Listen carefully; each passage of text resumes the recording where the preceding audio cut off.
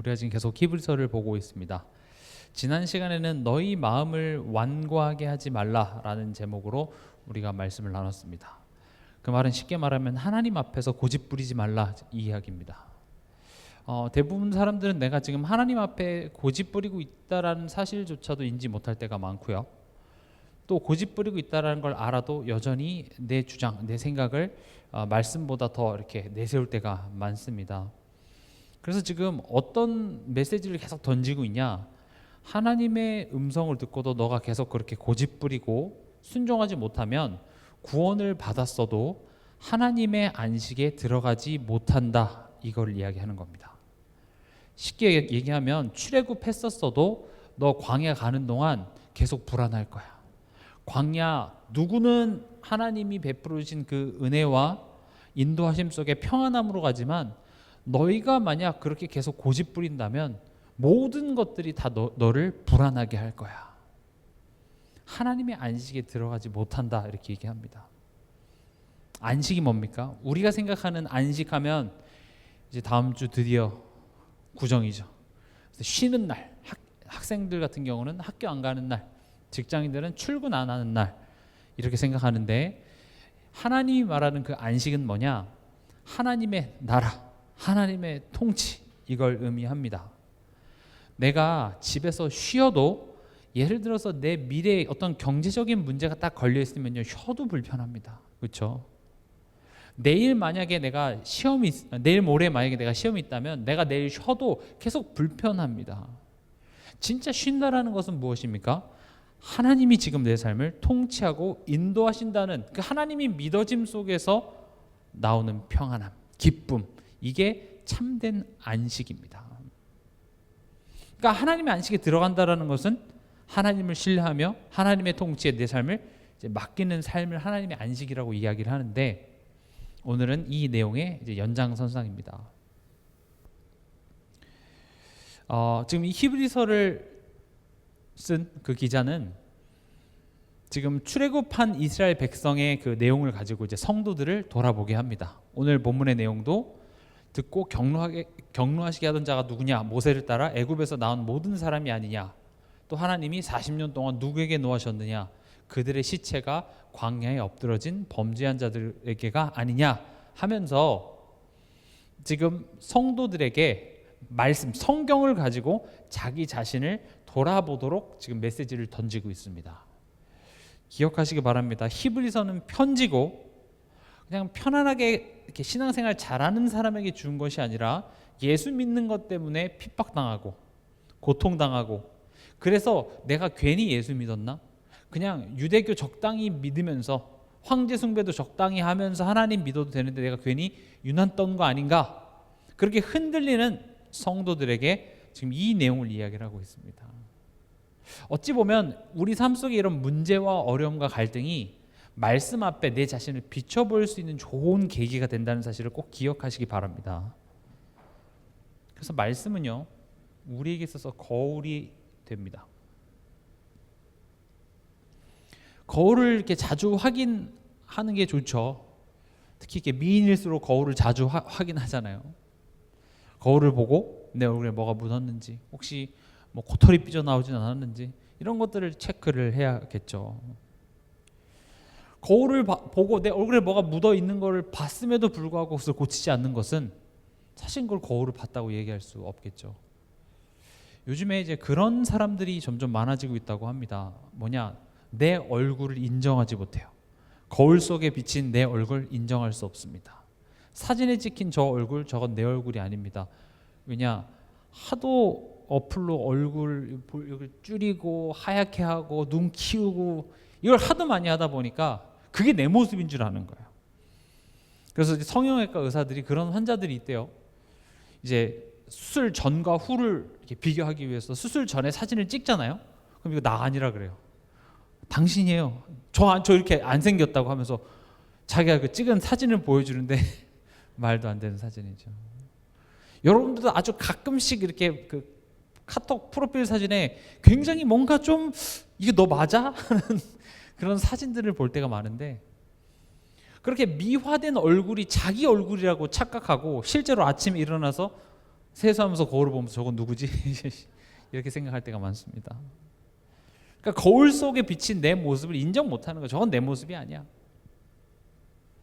우리가요, 말씀을 통하여서 진짜 내 모습이 드러나고, 아 그래 맞아, 내가 이거밖에 되지 않지, 그것을 인정하는 것이 굉장히 중요한 것입니다.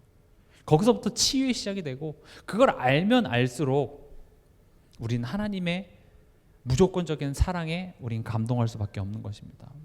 제가 자꾸 우리가 죄성이 있고 죄인이고 이런 이야기를 이미 예수님께서 우리를 의롭다 칭해 주셨음에도 불구하고 계속 강조하는 이유는, 그런 내 모습을 알아야 그럼에도 불구하고 나를 사랑하시는 하나님의 사랑을 오히려 강조하기 위함입니다. 또 내 힘만으로 절대 할 수 없기 때문에 하나님을 더욱더 의지하는 것을 만들어내기 위해서 저는 자꾸 그런 내 진짜 실제 모습을 자꾸 여러분들에게 강조하는 것입니다. 우리 야고보서 1장 22절에서 24절 한번 같이 읽어보도록 하겠습니다. 야고보서 1장 22절에서 24절 제가 읽겠습니다. 너희는 말씀을 행하는 자가 되고 듣기만 하여 자신을 속이는 자가 되지 말라. 누구든지 말씀을 듣고 행하지 아니하면 그는 거울로 자기의 생긴 얼굴을 보는 사람과 같아서 제 자신을 보고 가서 그 모습이 어떠했는지를 곧 잊어버리거니와, 이렇게 되어 있습니다. 지금 이 야고보서는 이 말씀을 듣는 것을 뭐에 비유합니까? 거울을 보는 것이라고 얘기합니다. 거울을 보고도 그 모습이 어떠했는지를 잊어버리는 것은 결국 말씀을 듣고 행하지 않는 것과 같다, 이렇게 이야기를 합니다. 말씀은요, 아까 앞서 설명드렸다시피 내가 지금 어디에 위치했고 내가 지금 어떤 상태인지를 말씀이 나를 보게 합니다. 내가 지금 어떤 상태지? 내가 지금 어떻게 하고 있지? 이게 잘 안 보입니다. 사람은요, 대부분 나는 잘 안 보이는데 저 상대방이 잘못한 게 좀 더 크게 보이고요, 이 환경이 원망이 되지 내가 지금 어떻게 하고 있는지가 잘 안 보입니다. 그래서 내가 지금 어떻게 하고 있는지를 인지한다, 이거를 요즘 말로 메타인지 이렇게 얘기를 합니다. 내가 지금 잘하고 있는지, 난 하지도 못하면서 지금 막 남한테 고함만 지르고 있는 건 아닌지 스스로 자기 자신을 돌아볼 수 있는 능력, 메타인지인데, 영적으로는요 우리 자신에게 그렇게 스스로 돌아볼 수 있는 힘이 없습니다. 내가 지금 하나님과의 관계 속에서 내가 지금 잘하고 있는지 못하고 있는지 말씀만이 우리 자신을 돌아보게 합니다.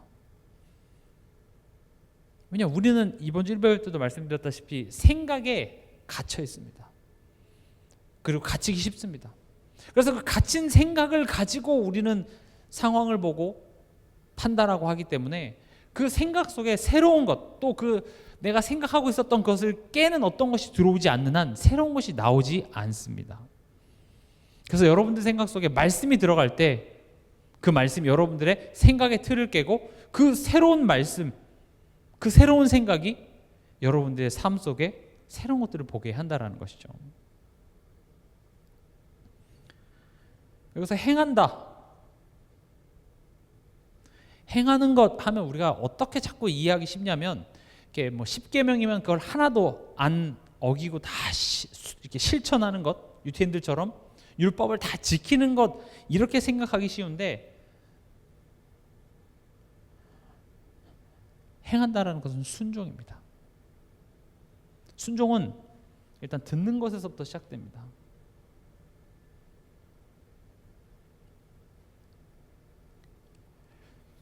저는 우리가 교회에 와서 그냥 설교 말씀을 이렇게 듣는 것이 저는 듣는 거라고 좀 이야기하는 것이 아닙니다. 내게 주시는 말씀, 내게 찔리는 말씀, 내게 하시는 그 하나님의 말씀이 여러분들에게 과연 들립니까? 꼭 점검해 보시기 바랍니다. 이번 주 강단 말씀을 통하여서 지금 거울을 봐야 돼요. 내 얼굴에 뭐가 묻었는지를 이번 주 강단 말씀을 통해서 봐야 돼요. 여러분들은 이번 주 강단 말씀이라는 거울을 통해서 무엇을 보셨습니까? 여러분들이 봐야 될 거울 속에 비친 나의 모습은 그 값진 진주의 가치를 보지 못하고 불필요한 쓸데없는 가치에 집착하고 있는 내 모습이 보여야 지금 제대로 거울을 보고 있는 겁니다. 근데 우리는 거울 안 보잖아요. 그냥 뭐 그렇다더라고, 그거 흘리잖아요. 우리는요, 이 말씀을 통하여서 자꾸 내 자신을 비추는 그 여정을 계속해야 됩니다. 24절에 제 자신을 보고 가서 그 모습이 어떠했는지를 곧 잊어버리거니와. 말씀 들을 때는 그래 맞아 그리고 또 다시 삶으로 돌아가서는 그것을 또 잊어버리는, 우리는 그런 삶을 살고 있는지도 모르겠습니다. 그러면서 오늘 본문 히브리서 3장 16절에 이렇게 얘기합니다. 듣고 경노하시게 하던 자가 누구냐? 모세를 따라 애굽에서 나온 모든 사람이 아니냐. 이게 무슨 말입니까? 하나님을 경노케 한 자가 누구냐면 다름이 아니라 구원의 은혜 입은 자들이더라. 지금 이걸 얘기합니다.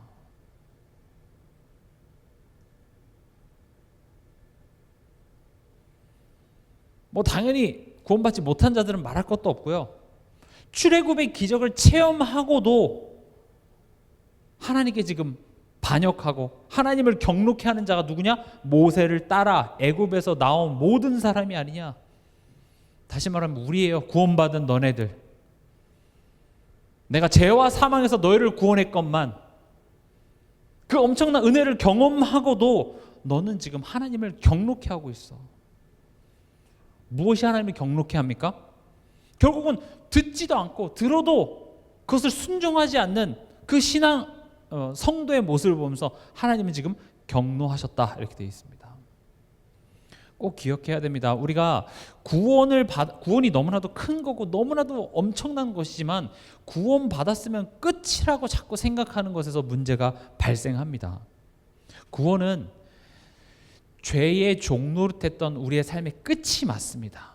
그러나 구원은 이제 하나님을 듣고 순종하는 관계의 시작이 되는 겁니다.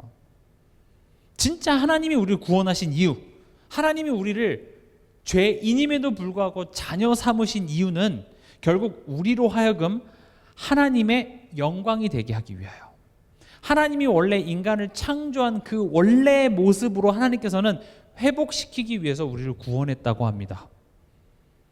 그럼 이게 사실은 본 게임입니다.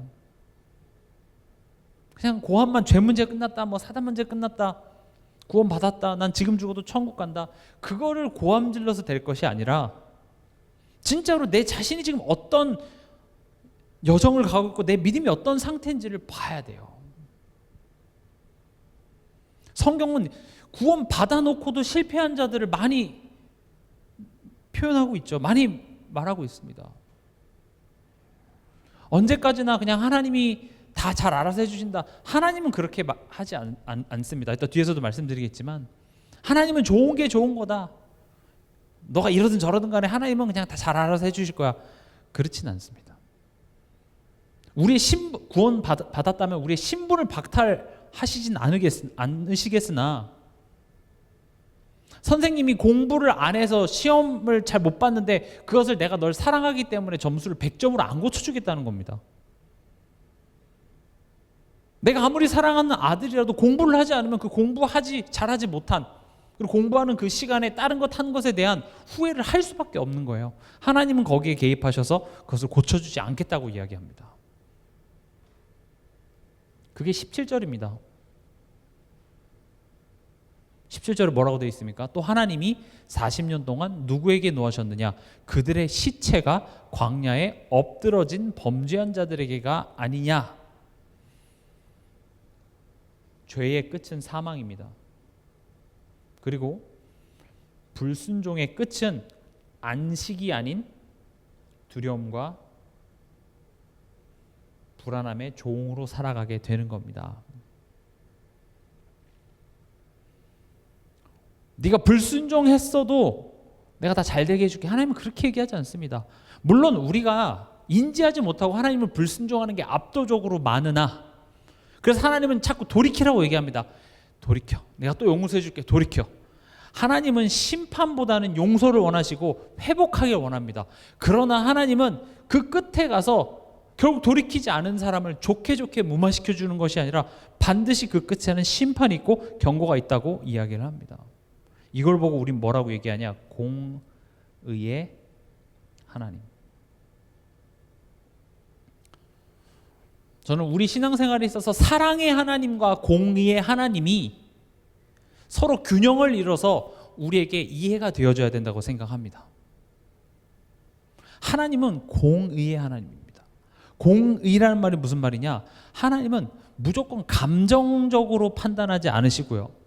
어떤 상황에 휘둘리지 않고 하나님의 거룩한 기준에 항상 맞게 행하시는 그 성품을 보고 공의의 하나님이라고 얘기합니다. 하나님은 기분파가 아닙니다. 아, 기분 좋다. 로또 당첨되게 해줄게. 뭐 이런 식으로 가는 것이 아니라 하나님은 죄를 싫어하십니다. 그 사랑의 하나님과 공의의 하나님을 잘 표현한 사건이 뭡니까? 그게 십자가입니다. 하나님께서 그냥 보좌에 앉으셔서 야, 죄 없다고 해. 그냥 넘어가자. 이렇게 하지 않고 어떻게 하셨습니까? 성자 하나님께서 이 땅에 육신의 몸을 입고 오셔서 인간을 위해서 대신 죽는 과정, 그 죄값을 치르셨다니까요. 없애버린 게 아닙니다. 하나님은 전능하시기 때문에 없던 일로 해자 그래도 아무도 뭐라 할 사람 없습니다. 그렇죠? 그거 좀 너무한 거 아니요? 이렇게 얘기하면 그 사람 없애버려요. 하나님. 뭐 어쩌라고. 내가 신인데. 제가 신이었으면 그랬을 것 같아요.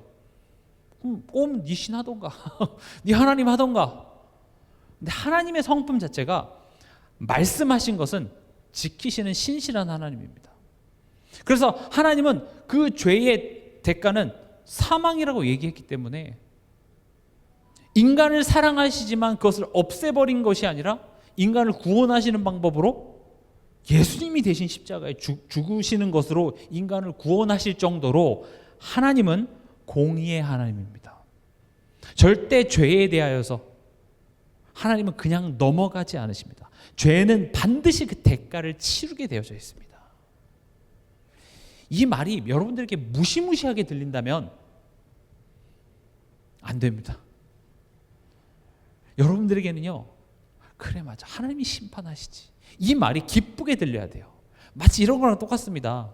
내가 잘하고 있잖아요. 내가 숙제를 했어. 그럼 선생님이 오늘 숙제 안 한 사람 10대씩 맞을 거야 끝나고 하면 숙제 안 한 사람은 그 말이 무시무시하게 들립니다. 근데 숙제했잖아요? 그럼 숙제하기 잘했다 이렇게 되죠. 초대교회 성도들도요, 내가 예수를 믿고 예수를 따라가는데요, 내 삶이 나아지지 않고 오히려 예수 안 믿는 것들이, 하나님을 대적하는 것들이 떵떵거리며, 특히 뭐 로마 황제가 자기가 신인 것 마냥 막 저렇게 하는데 현실이 너무 힘들잖아요. 그래서 하나님께서는요, 요한을 통하여서 보여주십니다. 환상을 보여주십니다. 하늘 문이 열리고 거기에 그 보좌에 하나님이 딱 앉아 계시고, 거기에 24명의 왕관을 쓰고 흰색 옷을 입은 24명의 장로, 즉 성도를 의미합니다. 왕관을 썼다는 것은 왕이고 흰색 옷을 입었다는 것은 제사장을 의미합니다. 다시 말하면 왕 같은 제사장들. 요한에게 보여주는 겁니다. 너희가 지금 이 땅에 살면서 황제가 지가 신인 것 마냥, 돈이 전부인 것 마냥, 예수 믿는 것이 어리석은 것 마냥 너희를 비판하고 정죄하고 너희를 핍박해도 결국은 하나님이 보좌에서 모든 것을 통치하시고, 너희는 장차 하나님이 통치하는 그 하나님 나라의 그 영광의 자리에 같이 앉게 될 것이다. 하나님은 죄를 심판하실 것이며 의인은 하나님의 영광의 자리에 앉으실 것이다 라는 그 말이요, 성도들에겐 굉장한 소망이 됐습니다. 그래, 그렇구나. 지금 현실이 다가 아니구나. 지금 이렇게 힘들고 안 되는 것 같은 이 현실이, 이건 잠깐이구나. 여러분, 공의의 하나님이라는 말에 여러분들은 기뻐해야 되는 것이, 하나님이 우리를 의롭다 칭해 주셨기 때문에 공의의 하나님이라는 말은 우린 좋은 겁니다. 그렇죠? 우리가 지금 예수를 믿고 예수라는 그 가치에, 세상 사람들이 최고라고 하는 그 가치를 내가 포기하는 것이 헛되지 않다라는 말이 공의의 하나님이라는 거예요. 지금 이 시간 여러분들이 이 예배 자리에 안 오고 세상 사람들처럼 투잡 쓰리잡 뛰고 이 시간에 차라리 쉬는 것이 여러분들에겐 더 유익할 수도 있겠습니다만은, 나는 하나님 앞에 나온 것이 헛되지 않다. 공의의 하나님입니다. 전 너무 좋아요. 공평하대잖아요. 내가 하나님 앞에 선 그 시간들을 하나님 아신다고 얘기하잖아요. 축복을 주신대요. 이거를 막 무시무시하게 생각할 필요 없습니다. 구원받은 우리에게, 하나님이 사랑하는 우리에게 있어서 이 공의 하나님만큼 든든한 게 없습니다.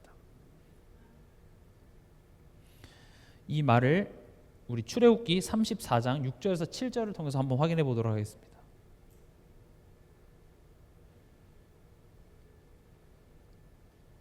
출애굽기 34장 6절에서 7절.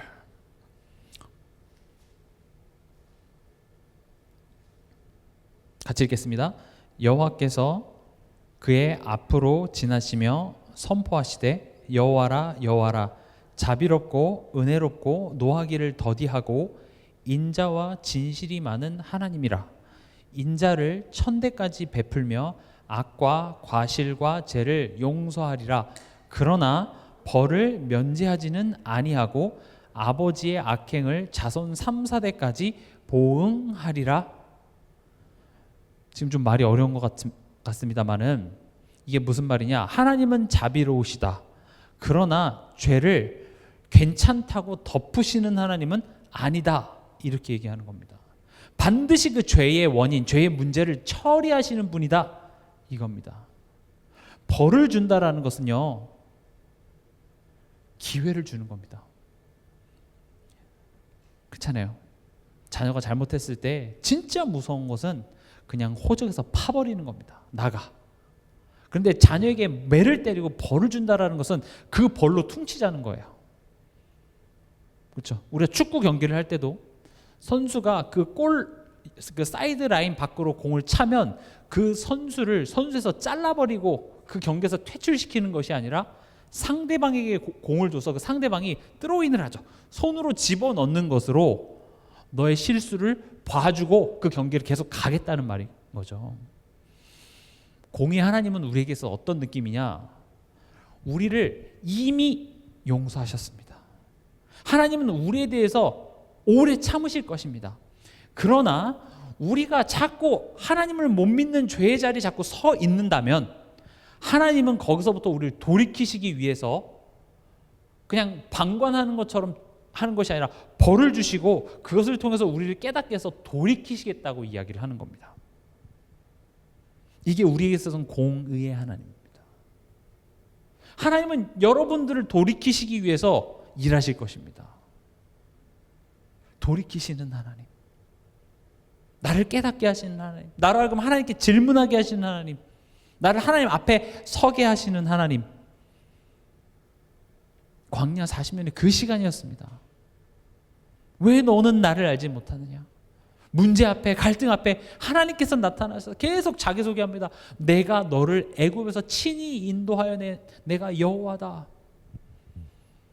내가 낮에는 구름 기둥으로 밤에는 불 기둥으로 만나와 메추라기로 신발과 옷이 떨어지지 않도록 지금 계속 돌본 자가 누구냐? 근데 그 하나님을 믿지 않는데 하나님은 그냥 무조건 너의 가는 길을 형통하게 해주지 않겠답니다. 고생 있을 거예요. 왜요? 잘못된 길로 가고 있는데요. 그렇잖아요. 죄로 가고 있는데 그것을 축복하시는 하나님은 그건 좋은 하나님이 아니죠. 그러니까 오늘 이 본문의 내용 결국 뭐냐? 하나님은 계속 우리를 돌이키시려고 하겠으나 그 말씀을 듣기를 거부하고 계속 자기 뜻대로 간다면 거기엔 안식이 있을 수 없어. 이 말입니다. 거기엔 평안함이 있을 수 없습니다. 그래놓고 누구 원망해요? 내가 지금 신앙생활을 했는데 하나님은 결국 내게 주신 것이 없어. 우리 가정 봐봐. 내 현실 봐봐. 나아진 게 아무것도 없잖아. 하나님 이렇게 믿었는데 하나님 믿고 있습니까? 아닙니다. 우리는 하나님 믿은 게 아니라 하나님 말씀 들어도 결국 내가 내 소견에 옳은 대로 우리는 선택을 계속 해왔고 거기에 대하여서 하나님은 왜 축복해 주지 않냐고, 내가 선택한 거 하나님이 도와주셔야지 왜 도와주지 않냐고 우리는 불평하는 거예요. 근데 하나님 그걸 도와주지 않겠다고 얘기합니다. 자녀한테 자꾸 용돈을 주면 그 용돈을 가지고 나쁜 짓을 계속 한다면 돈을 계속 줄 부모가 어디 있겠습니까? 마찬가지입니다. 다시 오늘 본문으로 돌아가서 18절에 또 하나님이 누구에게 맹세하사 그의 안식에 들어오지 못하리라 하셨느냐? 곧 순종하지 아니하던 자들에게가 아니냐. 안식에 들어오지 못한 자가 누구예요? 불순종이래요. 불순종하는 자.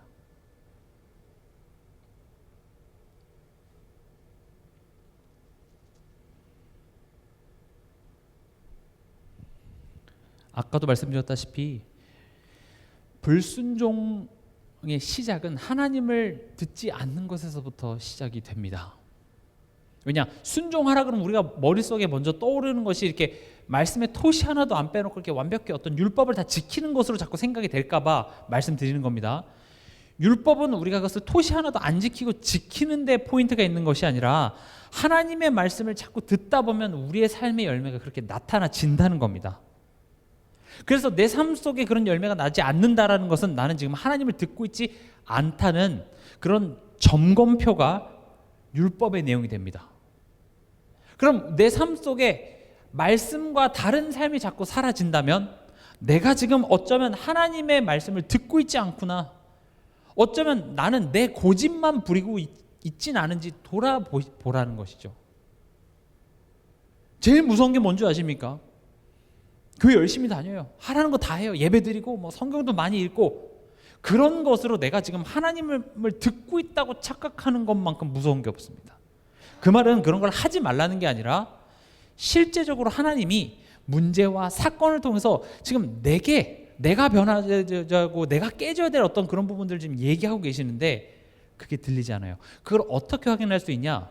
내가 지금 굉장히 열심히 잘하고 있는데 그것을 통해서 내 자신이 봐지는 것이 아니라 열심히 하지 않은 사람들이 비판이 되어진다는 것 자체가 나는 지금 열심히 하고는 있으나 사실은 그 열심으로 퉁치는 거지 하나님의 말씀을 듣고 있지 않습니다 라는 것의 열매입니다.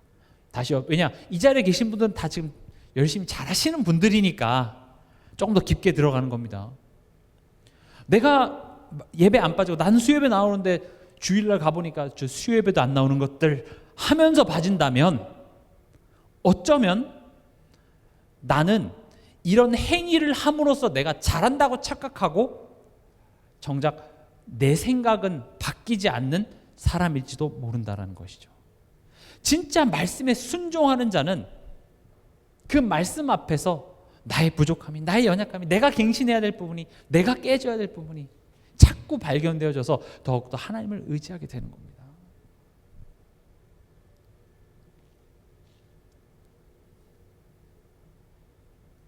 3장 19절에 뭐라고 얘기하는 겁니까? 이러보건대 그들이 믿지 아니함으로 능히 들어가지 못한 것이라. 그 말은 뭡니까? 결국 이 불순종의 원인이 어디서 나온다는 거예요? 결국 불신앙. 그러니까 너가 순종을 안 했기 때문에 벌을 받는 것이 아니라 순종을 못 한다는 것 자체가 넌 지금 나를 못 믿기 때문에 순종을 못 하는 거야 이렇게 얘기를 하는 거예요. 이게 원죄잖아요. 하나님 못 믿는 게 죄예요. 가장 큰 죄. 극단적으로 얘기하면 살인죄보다 더 큰 죄가 뭐예요? 하나님 믿지 못하는 죄. 하나님에게 있어서는.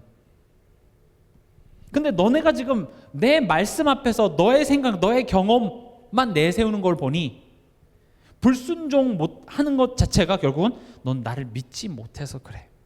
이렇게 얘기를 하는 겁니다. 그럼 앞에는 좀 이제 약간 혼나는 느낌이죠. 아파. 그래서 진짜 우리가 귀 기울여 드려야 될 것은 히브리서 4장 1절에 그러므로 우리는 이 부분이 중요합니다. 그럼 어떻게 해야 됩니까?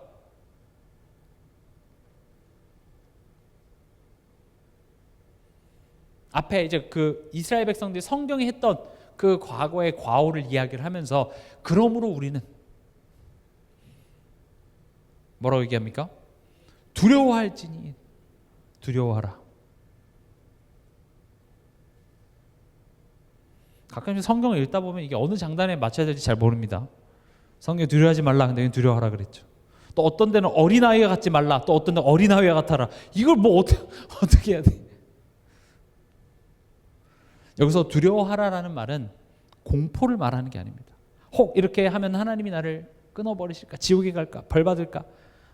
그런 말이 아니라 영적 제가 이렇게 표현을 한번 해봤습니다. 긴장감. 영적으로 계속 지금 내가 잘 가고 있나? 다시 말하면 내 자신을 점검하는 겁니다. 내 상태를. 또 영적 나태함을 우리 경계하라는 말입니다. 우리의 체질은요 그냥 내버려 두잖아요. 그냥 가만히 내가 편한 대로 여러분들 인격을 존중해 드리잖아요. 무시한다라는 말도 아니지만 그냥 내가 하고 싶은 대로 본성대로 하면 우리는 하나님으로부터 자연스럽게 멀어지는 쪽으로 가게 됩니다. 그게 우리 진짜 모습입니다. 내가 그런 사람이란 걸 알아야 돼요. 나는 법 없이도 살 사람이야. 아닙니다. 우리는 하나님의 은혜와 성령의 도우심 없으면 우리는 저절로 불신자 비슷하게 살아갈 수밖에 없는 것이 우리 실력이고, 그런 내 자신을 우리가 자꾸 경계하고, 그리고 그 하나님을 내가 자꾸 의지하려는 영적인 나태함으로부터 자꾸 내 자신을 경계하는 것이 두려워하라 이겁니다. 어떻습니까? 여러분들에게 신앙생활을 하다 보면 내가 좀 그렇게 영적으로 나태해지는 순간들이 꼭 있습니다. 어떤 사건 때문에, 상처 때문에. 그럼 그 상처와 아픔 때문에 오히려 하나님 힘주세요 하고 하나님을 더 붙잡아야 되는데 그냥 지쳐서 그걸 놔버리게 되죠. 그랬을 때 결과가 어떻던가요? 아마 좋았으면 이 자리에 안 계셨겠죠. 그렇게 내가 뭔가 좀 이제 그만할래 하고 세상에 가면 한 몇 달은 좋을 수 있습니다. 좋네, 별일 없네.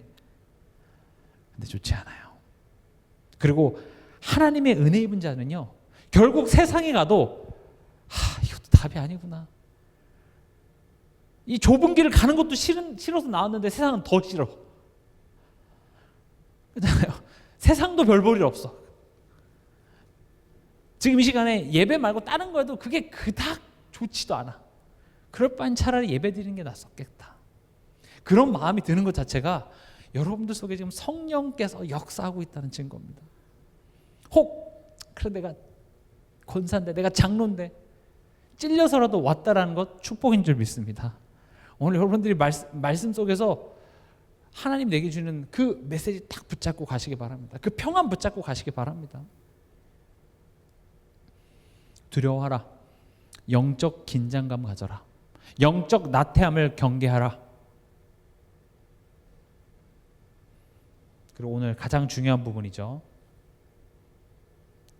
2절입니다. 그들과 같이 우리도 복음 전함을 받은 자이나 들은 바 그 말씀이 그들에게 유익하지 못한 것은 듣는 자가 믿음과 결부시키지 아니함이라. 오늘 말씀의 제목이 뭡니까? 말씀을 믿음과 결부시키라 이거죠.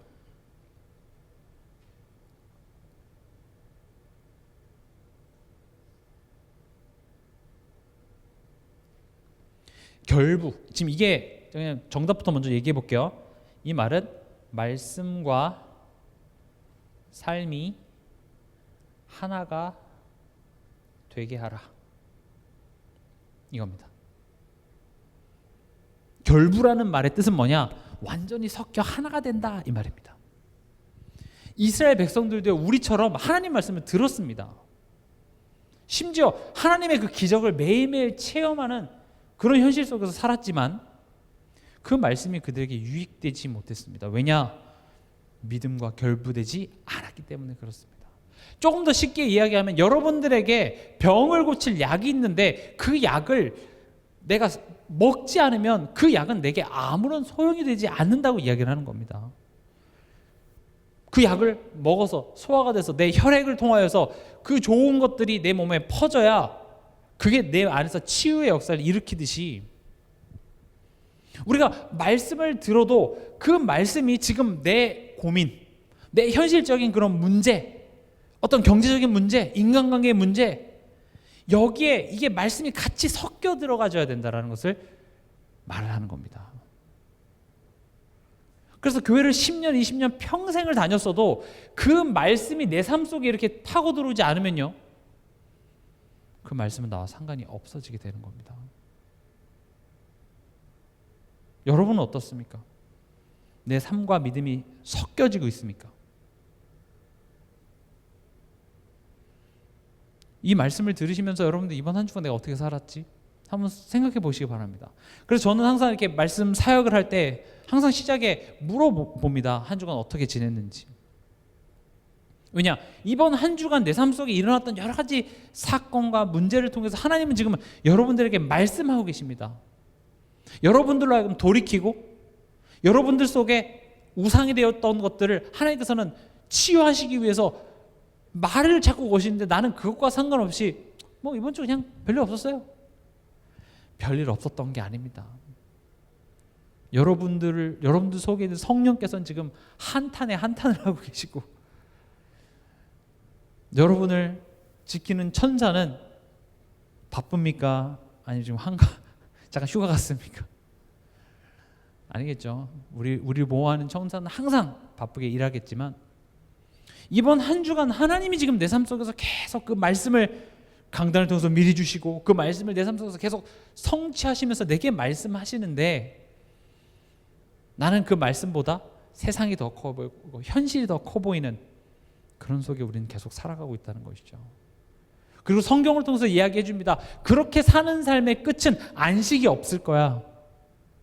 결국 가나안 땅에 들어가지 못했다고 이야기를 하고 있습니다. 그럼 성도인 나에게 왜 이런 어려운 문제가 찾아오냐? 왜 고난이 있냐? 왜 내 삶 속엔 구원받지 못한 삶은 안식이 없다면서요? 그럼 구원받은 나는 안식이 있습니까? 우리 예전에 뭐 복음 편지 했었잖아요. 왜 인간은 행복이 없는가?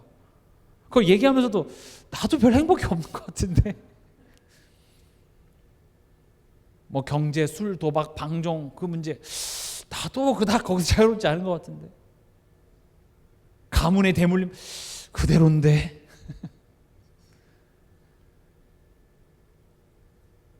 지금 성경이 이야기를 하고 있어요. 구원받았어도 너희가 그 말씀과 상관없이 살아간다면 너희는 안식이 들어올 수 없어. 그 말 협박하는 것이 아니라 하나님은 지금 우리를 자꾸 돌이키시는 거예요. 그래서 가만히 나의 삶을 생각해 보세요. 결국 내 생각이라는 그 틀에 우리가 딱 묶여 있어서 그 틀을 못 벗어나는 겁니다. 참 힘들어요. 내 생각. 특히 이렇게 그 사업하시는 분들이라든지 이렇게 혼자서 이렇게 사업하거나 그래서 뭔가를 이렇게 좀 이루신 분들 특징이 뭐냐? 자기 고집이 굉장히 셉니다. 내가 고생을 많이 해서 또 사람들한테 많이 대이고 한 사람들이 그 경험치가 있잖아요. 그래. 그러니까 주변 사람들의 이야기를 별로 듣지 않습니다. 왜냐면 내가 겪어봤거든. 내가 그런 얘기 한두 번 들어본 줄 알아? 그래, 나 너 같은 사람도 많이 만나봤어. 너네 몰라서 그래. 난 좀 달라. 그게 세상에선 맞을 수 있습니다. 그러니까 우리 인간은 내가 그런 그 경험치가 그런 상처가 딱 고집이 돼서 그 고집을 꺾는다는 것은 보통 힘든 게 아닙니다. 그래서 성공한 어떤 CEO들이라든지 그런 사람들이 일부러 하는 것이 독서를 많이 해요. 오늘 설교의 포인트는 독서를 많이 하라가 아닙니다. 그래 역시 사람 독서를 해야 되는구나. 3대 도서관 많이 이용하시기 바랍니다. 책을 많이 읽는 건 좋은 거지만 지금 예를 드는 겁니다. 복음 없는 사람도 내 생각이 자꾸 이렇게 굳어져 가고 있구나. 그 틀 속에서 내가 더 너머를 보지 못한다는 것을 빨리 캐치한 사람은 일부러 자꾸 내 생각을 깨는 정보를 자꾸 내 안에 집어넣어서 그것을 가지고 현실을 자꾸 재해석하니 위기가 와도 거기서 또 극복해내고 이런 힘들이 나오더라는 것이죠. 복음이 없어도. 하물며 우리에게 있어서 그 말씀이 내게 들려올 때 이 현실을 보는 새로운 눈이 생긴다니까요. 그래서 여러분들이 말씀을 계속 집어넣어 주세요. 성경 구절을 여러분들이 하나 딱 붙잡고 가세요. 내가 열받을 때, 화날 때, 짜증날 때 내 머릿속에 내 생각을 탁 칠 수 있는, 내 생각에 너 틀렸잖아 도전할 수 있는 성경 구절, 강단 말씀 딱 있어야 돼요. 그게 없으면 결국 내 생각 그대로 열매가 나타날 수밖에 없습니다. 달라지고 싶잖아요. 나 새로워지고 싶잖아요. 근데 내 생각이 바뀌질 않는데 어떻게 새로워질 수 있냐는 것이죠. 뭐라도 내가 안 할 법한 짓을 해야 내일 새로운 게 나오죠. 그래서 제가 앞서 말씀드렸던 것처럼 예를 들어보자고요. 이 말씀과 믿음이 결부된다. 그럼 이번 주 우리 강단 말씀을 통해서 뭘 들었습니까? 극히 값진 진주 하나. 그걸 문자적으로 그대로 받아들여서 금값이 많이 올라갔다는데 진주를 사야 되나? 이렇게 해석하는 게 아니죠. 뭡니까? 가치에 대해서 얘기했잖아요. 가치 있는 것을 보고 이게 가치가 있는 것이구나 해서 그것을 사는 겁니다.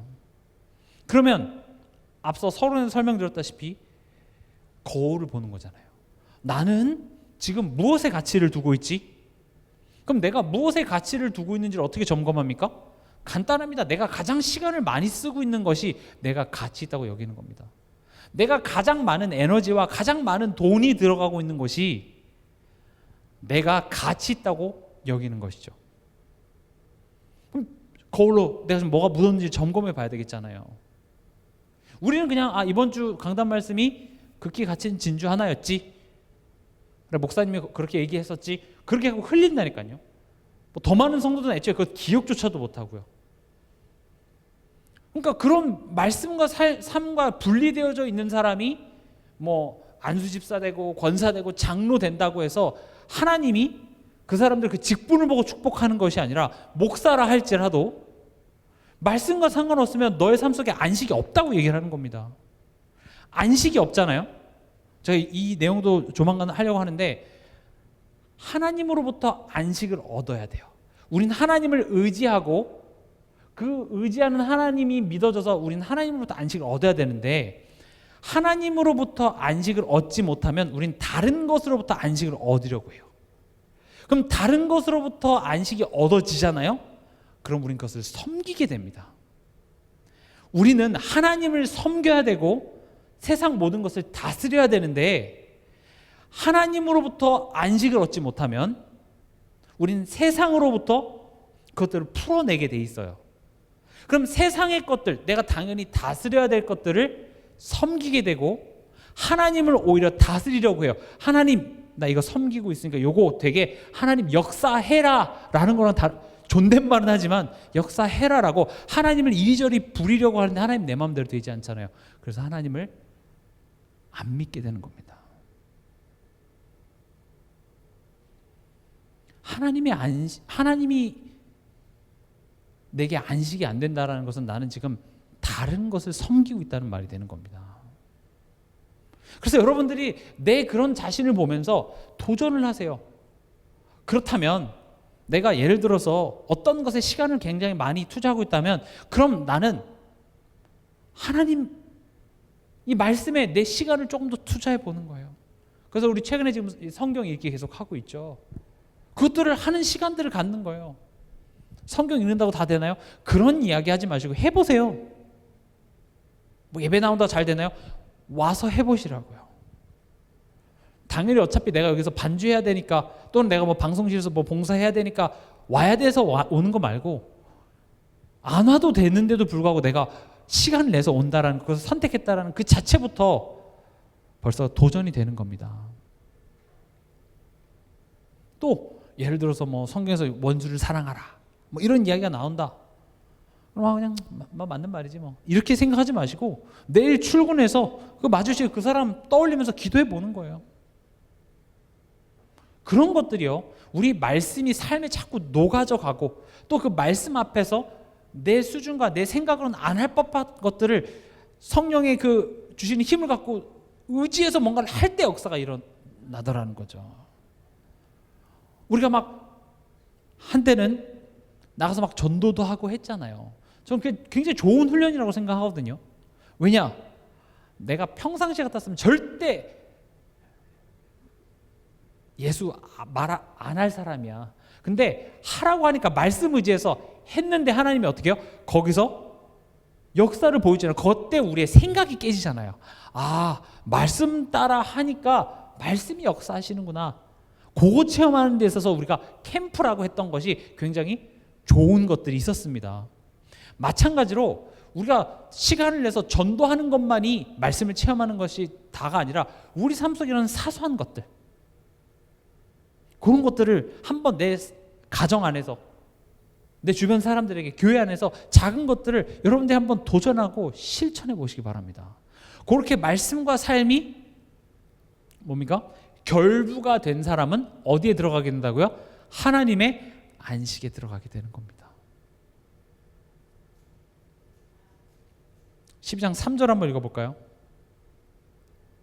3장 12 히브리서 4장 3절입니다. 같이 읽겠습니다. 이미 믿는 우리들은 저 안식에 들어가는도다. 그가 말씀하신 바와 같으니 내가 노하여 맹세한 바와 같이 그들이 내 안식에 들어오지 못하리라 하셨다 하였으나 세상을 창조할 때부터 그 일이 이루어졌느니라. 아멘. 이 부분은 다음번에 하겠지만 이 부분을 기억하시기 바랍니다. 이미 믿는 우리들은 저 안식에 들어가는도다. 아멘. 말씀을 맺겠습니다. 말씀을 믿음과 결부시키라. 이번 한 주간 여러분들에게 주어진 그 말씀을 여러분들 자신을 돌아볼 수 있는 거울로서 여러분들이 말씀을 통하여 자기 자신을 돌아보시기 바랍니다. 그리고 내 자신을 돌아봤을 때 내 얼굴에 더러운 것이 묻었다면 봤다면 그것을 지우는 행동이 나오는 것처럼 말씀을 듣는 것에서 끝나는 것이 아니라 내 삶 속에 삶과 결부시켜서 그런 작은 도전, 실천들을 꼭 해보시기 바랍니다. 그때의 가치 있는 진주가 발견되어지고 그것을 사는 행동이 나오는 것이 이 말씀 속에서 나올 줄 믿습니다.